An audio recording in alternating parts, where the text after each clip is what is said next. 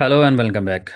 तो अब हम लोग एक न्यू लैब परफॉर्म करने लगे हैं। ये लैब बड़ी इंटरेस्टिंग होगी इंशाल्लाह आप लोगों के लिए कि इसमें हम बड़ा एक यूनिक सा काम करेंगे। आप लोगों को शायद आइडिया होगा कि शायद आप लोगों ने कभी इम्प्लीमेंटेशन की हो AWS के साथ काम करते हुए कि हम लोग अपनी एप्लीकेशंस के लिए जब हम लोग अपनी वेब एप्लीकेशन सेटअप करते हैं या ई कॉमर्स आप जो है एप्लीकेशन कोई सेटअप कर रहे हो अपनी, तो उसके लिए उनके ऑब्जेक्ट्स को स्टोर करने के लिए हम लोग बहुत दफ़ा AWS S3 बकेट्स यूज़ करते हैं। अब होता ये कि हम एक बकेट क्रिएट करते हैं और उस बकेट के अंदर हम अपना डेटा जो है वो अपना मीडिया कंटेंट जितना भी होता है, इमेजेस वीडियोस होती हैं, वो हम लोग प्रेफर करते हैं कि हम अपने सर्वर में रखने की बजाय हम AWS S3 बकेट में रखें। तो मेरे माइंड में यही आया कि अगर हम लोगों ने अभी जो वर्डप्रेस पूरी सेटअप की थी, वर्डप्रेस हमारी जो है वो का डैशबोर्ड रेडी है, डेटाबेस हमारी जो है वो क्लाउड एसक्यूएल के अंदर चल रही है, वर्चुअल मशीन के ऊपर हमारा वर्डप्रेस जो है वो सेटअप हुआ हुआ है, तो क्यों ना हम यहीं से आगे प्रोसीड करते हुए, अभी तक हम लोगों ने स्टोरेजेस एक्सप्लोर नहीं की GCP के अंदर, तो GCP में स्टोरेज को एक्सप्लोर करने का भी हमें मौका मिल जाएगा। उसकी कनेक्टिविटी भी हम करके देख लेंगे। और होगा ये कि वर्डप्रेस के ऊपर जब भी कभी हम लोग इमेजेस या कोई भी कंटेंट स्टोर करेंगे या अपलोड करेंगे, तो वो इमीडिएटली गूगल की स्टोरेज जो है वो प्लेस के ऊपर जाके क्या नाम है स्टोर हो जाएगा। तो इसका पर्पज़ ये होता है, आमतौर पे ये बड़ी बेस्ट प्रैक्टिस मानी जाती है कि हम प्रेफरेबली अपना डेटा लोकल सर्वर पर रखने की बजाय किसी परमानेंट स्टोरेज के अंदर रखते हैं, ताकि डेटा एक तो क्विकली अवेलेबल भी होगा और वो परमानेंटली हमेशा हाईली अवेलेबल भी रहेगा। तो हम इस टास्क को परफॉर्म करते हैं। मैंने ये टास्क परफॉर्म नहीं किया, आप लोगों के साथ ही इसको परफॉर्म करूंगा। मैंने अभी तक स्टोरेजेस जो है का पेज भी ओपन नहीं किया गूगल के डैशबोर्ड पे। सो लेट्स स्टार्ट कि गूगल की कौन सी सर्विस है जिसको हमें सर्च करना है और उससे हम लोग जो है वो निकाल सकते हैं। तो हम यहाँ पर लिखते हैं cloud storage. Cloud storage, I think cloud storage होना चाहिए था। लेट्स सी, तो नाम मुझे अभी तक आते नहीं है, इसलिए इनके सर्विसेज के आ जाएंगे इंशाल्लाह। आप लोग भी आहिस्ता आहिस्ता जो है वो चीज़ों को सीख रहे हो। डैशबोर्ड इसका डिफरेंट सा है। यहाँ पर काफ़ी सारी ऑप्शंस हैं। पिंड बकेट जो होंगी वो यहाँ पर आ जा करेंगी, रीसेंट विजिटेड बकेट्स आ जाएंगी। तो इस तरह से इनका इस सर्विस का नाम जो है वो क्लाउड स्टोरेज है और इसके अंदर हम बकेट्स ही क्रिएट करते हैं, इसलिए बकेट्स ही है, इसलिए हमें यहाँ पर कोई प्रॉब्लम, हम वहाँ पर हम AWS बकेट्स कह देंगे, यहाँ पर हम GCP बकेट्स कह देंगे। ठीक है, तो नाम ऑलमोस्ट सेम है। तो नाम देते हैं अपने डेटा के लिए WP मीडिया बकेट कह देते हैं। ठीक है, बकेट। ठीक है, ठीक है। Bucket name is taken, okay, पहले से है। ये भी वही वाला चीज़ है। इसका मतलब है कि जिस तरह AWS में बकेट जो है, ऐसे की बकेट ग्लोबली यूनिक होनी चाहिए, AWS के तमाम अकाउंट्स में वो नाम किसी के पास ना हो, तो इसी तरह यहाँ पर भी होता है। तो हम यहाँ रखते हैं। इसके आगे आमतौर पे बेस्ट प्रैक्टिस ये मानी जाती है कि हम आगे अपने ग्रुप का ID डाल देते हैं, यानी कि GCP लर्निंग और इस तरह करके लिख देते हैं, GCP लर्निंग 01 करके कुछ जो है अपना प्रोजेक्ट ID डाल दी और साथ में अपना नाम डाल दिया। ठीक है, तो ये चीज़ होती है। अच्छा, लेबल्स के अंदर क्या आएगा, मैं भी साथ साथ डॉक्यूमेंट भी रीड कर रहा हूँ। रीजन इसमें इंपॉर्टेंट है और इसकी स्टोरेज क्लास, तो लेबल कोई मसला नहीं है, लेबल को छेड़ने की ज़रूरत नहीं है।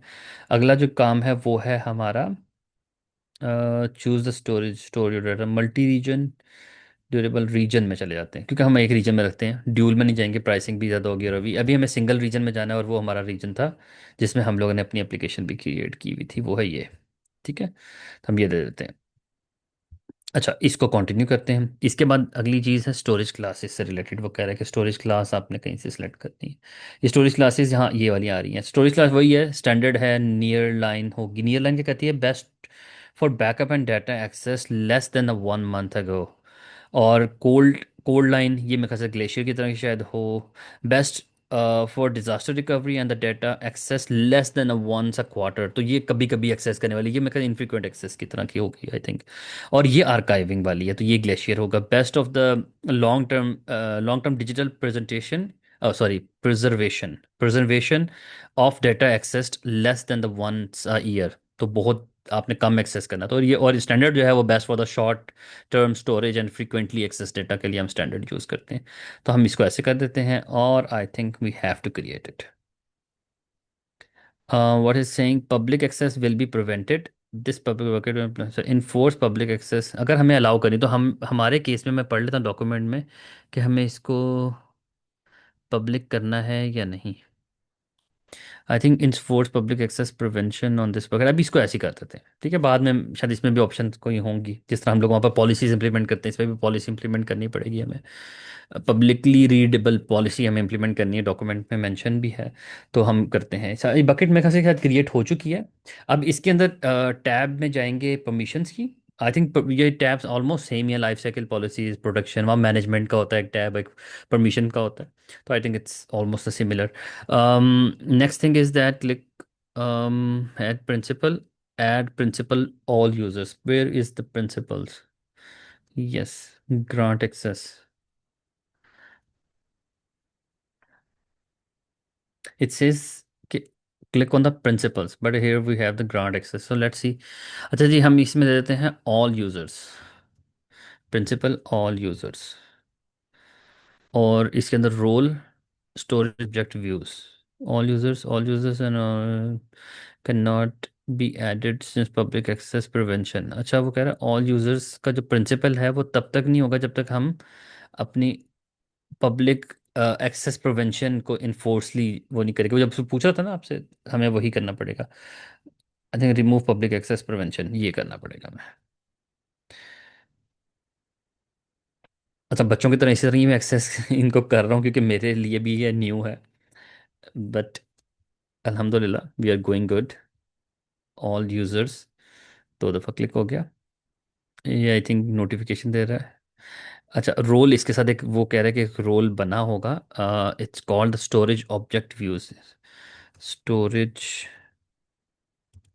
ऑब्जेक्ट व्यूज, व्यूअर्स, मैं पता नहीं व्यूज क्यों कहता हूँ इसको, व्यूअर, ठीक है। तो व्यूअर अलाउ पब्लिक एक्सेस, हम इसको कर देते हैं, सेव करते हैं।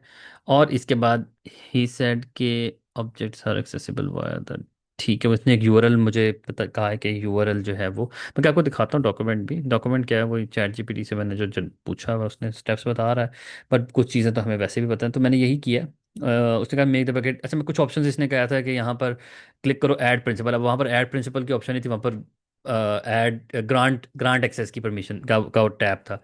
तो इसीलिए कुछ चीज़ें तो कॉमन सेंस है, तो हम लोग खुद भी जा सकते हैं वहाँ पर। तो हम यहाँ तक पहुँच गए थे, इसने कहा कि एक आपको एक क्या नाम है, ऑब्जेक्ट का यूआरएल इस तरह से बनेगा इसका, कि स्टोरेज इनका भी पढ़ लेंगे, क्योंकि जिस तरह एडब्ल्यूएस का बनता था आप लोग को पता ही है। तो उसी तरह यहाँ पर storage dot Google APIs, APIs लिखा हुआ है .com, और फिर बकेट नेम, और फिर आगे ऑब्जेक्ट आएगा, ठीक है। आगे वो कह रहा है ग्रांट एक्सेस देनी, तो उसके लिए वो कह रहा है कि 2 ऑप्शन है। पहली ऑप्शन ये कि आप या तो सर्विस अकाउंट क्रिएट करें। आपको याद है सर्विस अकाउंट का क्या मतलब था? सर्विस अकाउंट का मतलब था जिस तरह एडब्ल्यूएस में आईएएम रोल क्रिएट करते हैं, एक सर्विस ने दूसरी सर्विस को, EC2 ने S3 को एक्सेस करना, तो हम रोल्स क्रिएट करते थे। इसी तरह यहाँ पर जो है वो service account create, I think service account is a better option, जिसको हम मेरे ख्याल से फॉलो करना चाहिए हमें। तो मैं इसको साथ डॉक्यूमेंट को यहाँ पर रखता हूँ, ताकि मैं उसको फॉलो भी कर लूँगा और साथ साथ परफॉर्म कर लूँगा। आई think it will be easy for me. अच्छा जी, हम चलते हैं IAM सर्विस अकाउंट के ऊपर। तो मैं अगली टैब में ओपन कर लेता हूँ IAM सर्विस अकाउंट, सॉरी ये है। तो हम सर्विस अकाउंट में जाएंगे, एक सर्विस अकाउंट क्रिएट करते हैं। डिफ़ॉल्ट वो, अच्छा वो कह रहा है कि find the default compute engine service account attach to the VM, ठीक है। एक default, find the default compute engine default service account, ये है। वो तो नाम उल्टा सीधा लिखा हुआ है, तो इसलिए आई थिंक वो कह रहा है कि ये आप इसको ढूंढें, अटैच, इसको अटैच कर दें विद योर VM। VM जो आपकी है, let me open the VM in another tab. जिस तरह AWS में EC2 में हम रोल अटैच करते थे ना, इस तरह हमें यहाँ पर VM के साथ अपना ये रोल अटैच करना पड़ना है। लेट्स सी कि कैसे अटैच होता है। आई थिंक एडिट में जाना पड़ेगा, इस पे जाते हैं, एडिट में जाएंगे, यहाँ पर networking, storage,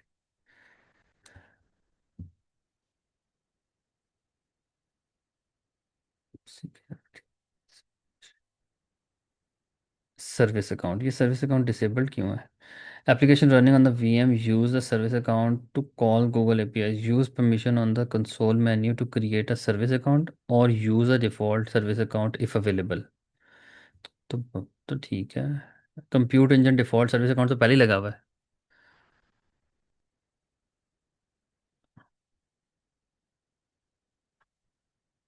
late me just read the document, just give me 1 minute. अच्छा, मुझे लगता है कि ये रोल तो पहले से अटैच्ड है इसके साथ। क्योंकि उनकी जो वर्डिंग चैट जीपीटी पे मेंशन है वो सही से नहीं समझ आ रही, लेकिन मुझे लग रहा है कि शायद हम लोग इस रोल जो अटैच हुआ हुआ है हमारे EC2 के साथ, इसके साथ एक पॉलिसी जो है वो अटैच कर देते हैं।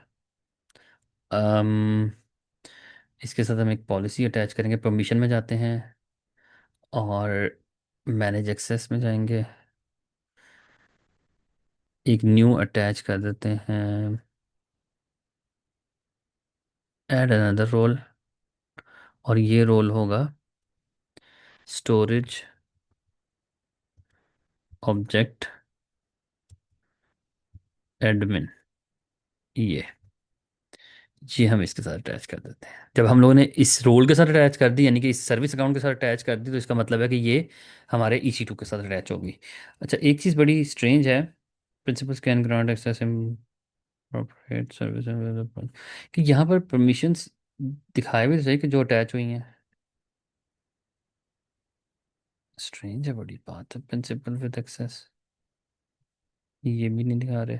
ये वो दिखा रहा है कि किस किस के पास अलाउ है, परमिशन है। अच्छा, एनीवेज जो परमिशन अटैच है वो दिखाता नहीं है, पता नहीं क्यों। एनीवेज मेरे ख्याल से हमने अटैच तो कर ही दिया ना, तो वो अटैच हो गई होगी। अच्छा जी, अगला काम है resource your bucket. Okay, he said कि आपको थोड़ी सी परमिशन मज़ीद ग्रैनुलर यानी कि स्पेसिफिक किस्म की करनी चाहिए। कि रोल आपने ये दे दिया, कंडीशन भी साथ में लगा दें कि रिसोर्स रिसोर्स रिसोर्स की परमिशन नहीं लगती। मैं चाह रहा था कि रिसोर्स कंडीशन, एक्चुअली वो होता है ना कि हम स्पेसिफिक बकेट को दें, तो इट सेज के रिसोर्स आपका जो है ना वो आपकी बकेट होनी चाहिए। यहाँ पर हम लोगों ने ये परमिशन दे दी, और रिसोर्स की ऑप्शन नहीं आ रही।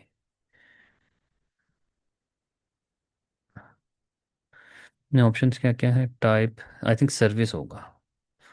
सर्विस इज ऑब्जेक्ट, नहीं, स्टोरेज, ठीक है।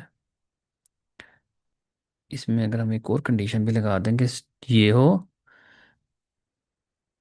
और, या एंड लगेगा यहाँ पर, एंड ही लगा हुआ है, ये भी हो, और साथ में रिसोर्स, रिसोर्स यहाँ पर आना चाहिए, या नेम आएगा। नेम इज, नेम क्या था स्टोरेज का हमारी, ये अगर ये परमिशन प्रॉपर चल जाती है तो इट मीन्स कि बड़ी अच्छी परमिशन होगी। बकेट डिटेल्स, लेट मी सी, यही मैंने इसका, हाँ यही है।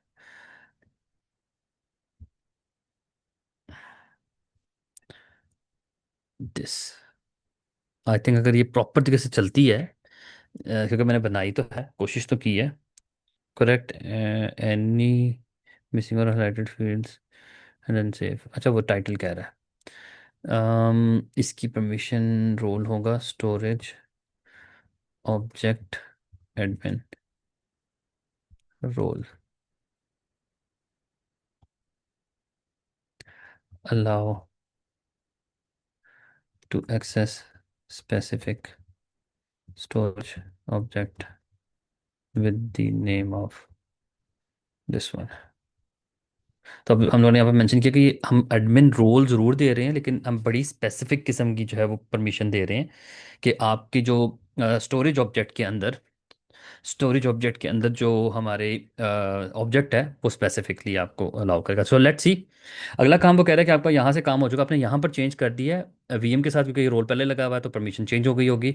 अगला काम ये कि ही सेड कि आप वर्डप्रेस में जाके हमें एक प्लगइन इंस्टॉल करना पड़ेगा, और वो प्लगइन हमें क्या नाम है हेल्प आउट करेगा कनेक्टिविटी मेंटेन करनी, यानी कॉन्फ़िगरेशन करनी होती है ना, या तो हम कोड लेवल पे करते हैं, तो यहाँ पर वर्डप्रेस में डैशबोर्ड अवेलेबल है तो डैशबोर्ड से हम कर सकते हैं। तो वो एक प्लगइन है, हम एक प्लगइन करते हैं ऐड प्लगइन में, उसको सर्च करते हैं, it's called WP stateless, stateless, WP stateless, हाँ ये वाला गूगल स्टोर क्लाउड स्टोरेज के साथ हमें इंस्टॉल करना है। जब ये एक्टिव हो जाएगा, यहाँ पर इसकी डिटेल आ जाएगी, हम इसको कॉन्फ़िगर करेंगे, उसके अंदर क्या क्या देना है वो देखते हैं, वो आगे ऑप्शन क्या देते हैं। अच्छा जी, स्टेटलेस आ गया। Automated setup, manual setup, automated क्या है? Let's see. अच्छा, गूगल का क्लाउड अपना वो अकाउंट एक्सेस देंगे तो मेरा ख्याल है। Let's see. पता नहीं अरबी क्यों लिखी हुई है मेरे अकाउंट्स के ऊपर। This app is block, this app try to access the sensitive information Google block to keep your account safe. Block, Google block, Google ने ब्लॉक कर दिया एक्सेस। चले, इट्स फाइन, हम मैनुअल कर लेते हैं। Let's see. मैनुअल के लिए क्या प्रोसेस बताया हुआ है?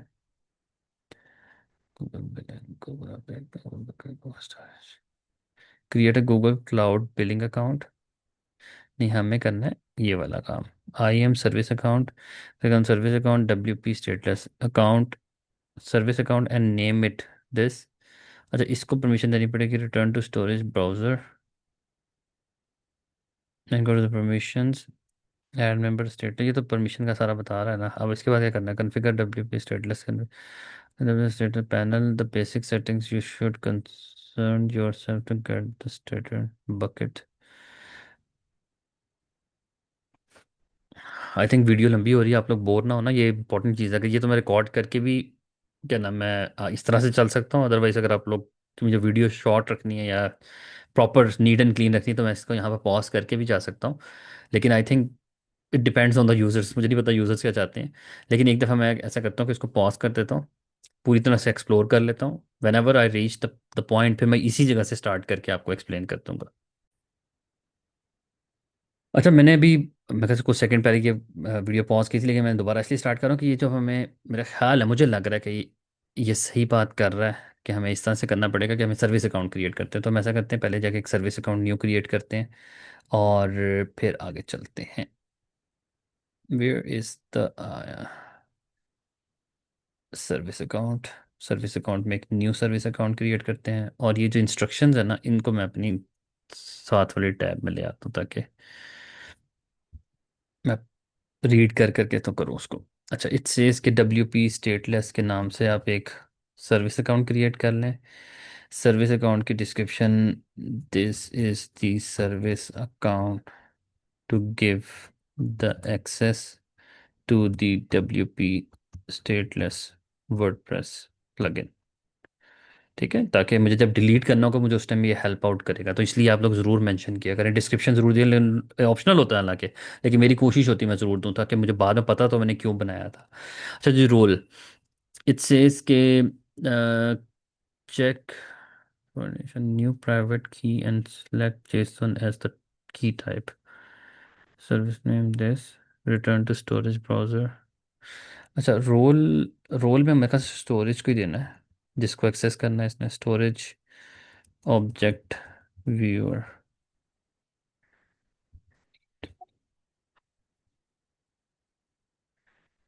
ठीक है, मैंने इसको कंटिन्यू करता हूँ। Principal with, principals with access optional है, I think it's fine. Done करते हैं। मैंने एक सर्विस अकाउंट क्रिएट कर लिया। सर्विस अकाउंट क्रिएट करने के बाद इट सेज के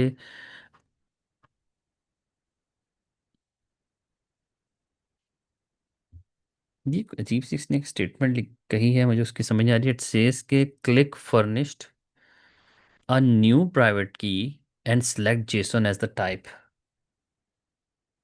हाँ, यहाँ पर शायद कुछ होगा,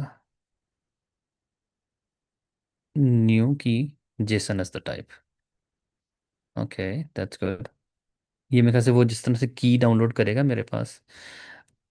या इट्स डाउनलोडेड। डन करते हैं। परफेक्ट हो गया। अब वो कह रहा है कि रिटर्न टू स्टोरेज। अब स्टोरेज पे वापस चलते हैं। इट्स अ बकेट, अपनी बकेट को सिलेक्ट करें।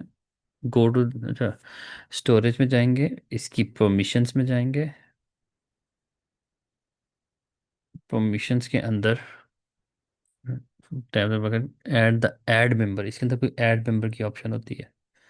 Where is the add member option? View bucket roles,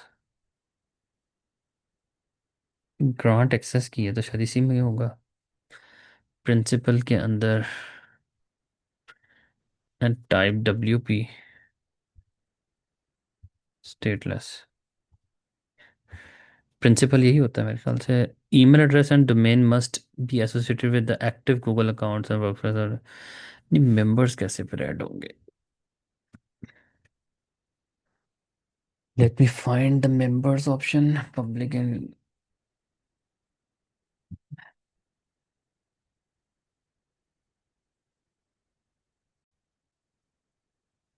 अच्छा, काफ़ी सारी चीज़ें ना न्यू है ना, तो कुछ चीज़ें एक्सप्लोर करने में टाइम लगता है। मैंने जहाँ पे हम लोग ग्रांट एक्सेस पे कर रहे थे, वो ईमेल सिर्फ लेता है, वो कोई नाम नहीं ले रहा, हालांकि वो यूज़र क्रिएटेड है। और मेरा पर्सनली ख्याल है कि गूगल को इसको करना चाहिए कि ऑटो कंप्लीट करे, अगर वो एग्जिस्ट करता है तो, ताकि वो वहीं से ड्रॉप डाउन से सिलेक्ट हो जाए, ना कि हमें मैनुअली सारा कुछ करना पड़े।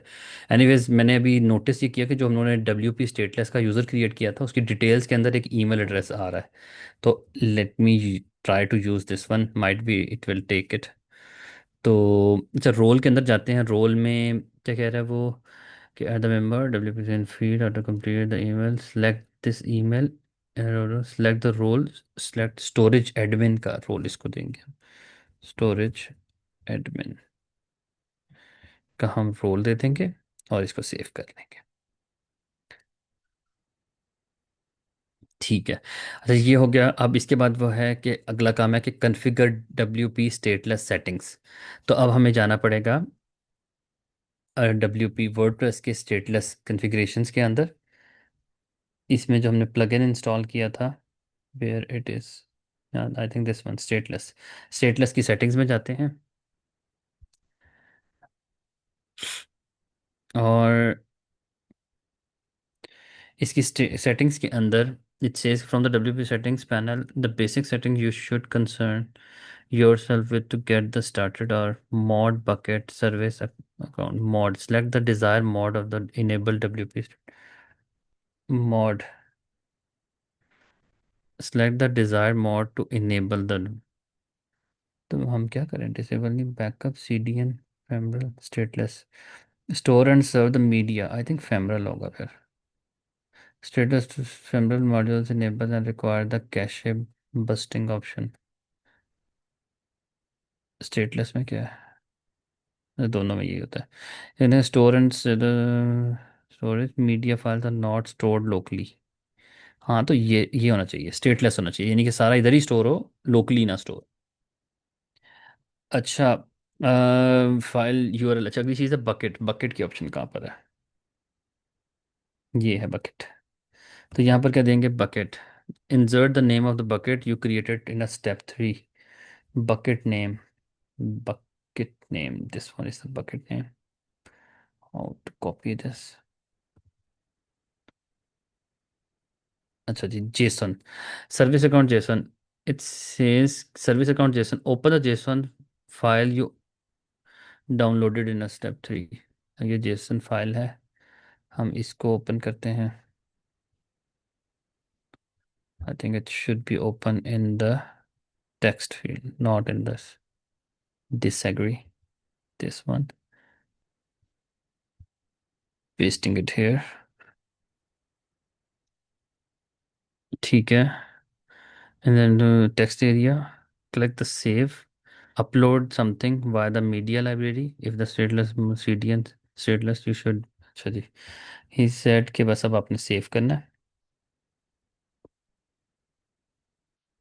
हमारी सारी सेटिंग्स सेव हो चुकी हैं। अब वो कह रहा है कि अब आपने करना ये है कि आप वेरीफाई करने के लिए कि आपकी सारी सेटिंग्स ओके हैं या नहीं, आप लोगों ने यहाँ से मीडिया में जाके कुछ भी अपलोड कर दें अपने एप्लीकेशन से। कुछ जब इन फ्यूचर, अभी तो मैनुअली करें ना, बाद में ये होगा जब एप्लीकेशन से कोई हम चीज़ अपलोड करेंगे तो वो सारा डेटा आपका S3 में, सॉरी, इसकी स्टोरेज क्लास में जाना चाहिए।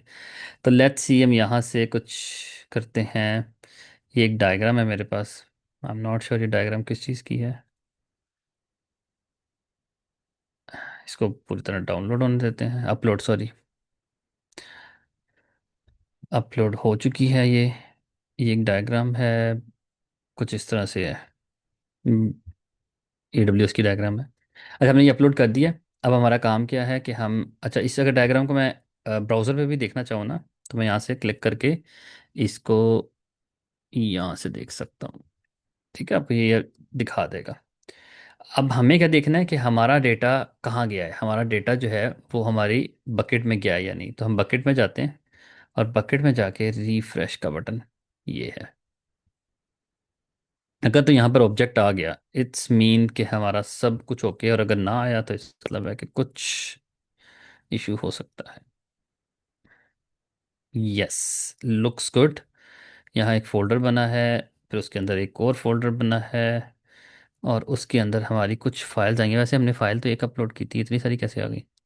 बट लेट्स फाइंड कि हमारी फाइल का नाम क्या था। जो मैंने फाइल अपलोड की थी उसका नाम था diagram expert 6, diagram export something करके था। लेट्स सी, डायग्राम एक्सपोर्ट ही है। उसके आगे उसने कुछ रैंडम आईडीज डाल दी हैं।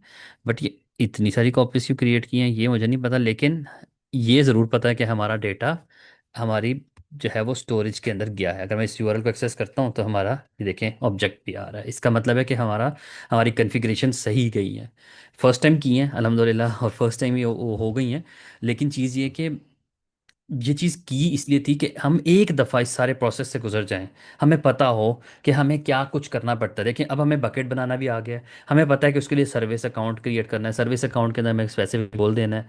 हमें जो प्लगइन बना रहे हैं उसके साथ भी एक स्पेसिफिक अकाउंट देना है, यानी स्पेसिफिक उसका यूज़र क्रिएट करना है। और साथ में एक इंपॉर्टेंट चीज़ जो मैंने सीखी है वो ये कि की ज़रूरत पड़ती है। जेसन की जनरेट करें, वो प्लगइन ने कॉन्फ़िगरेशन में दी हुई है। तो इसी तरह अगर आप इसी प्लगइन को या किसी और स्पेसिफिक प्लगइन को की डिटेल्स डिस्कस करेंगे या उसको डिटेल्स को पढ़ेंगे तो वो AWS S3 के साथ वाली भी मिल जाएगी, एज़्योर की जो ब्लॉब स्टोरेज उसके साथ भी आ जाएगी। तो इसीलिए बात ये कि डॉक्यूमेंट्स पढ़ें, उसको फॉलो करें, and you have to perform it. अब हम लोगों ने ये लैब भी परफॉर्म कर लिया कि हम लोगों ने वर्डप्रेस के साथ हमारी डेटाबेस जो है वो क्लाउड एसक्यूएल के साथ चल रही है, और हमारा जितना भी मीडिया कंटेंट है वो अब हमारा लोकली नहीं, सर्वर में नहीं, बल्कि हमारी GCP क्लाउड स्टोरेज के अंदर जा रहा है। तो आप लोगों को ये वीडियो ज़रूर लाइक भी करना, कोई कमेंट हो, कुछ डिस्कस करना हो तो कमेंट्स में ज़रूर मैसेज करना, और साथ में मेरे चैनल को भी ज़रूर सब्सक्राइब करें। Thank you so much.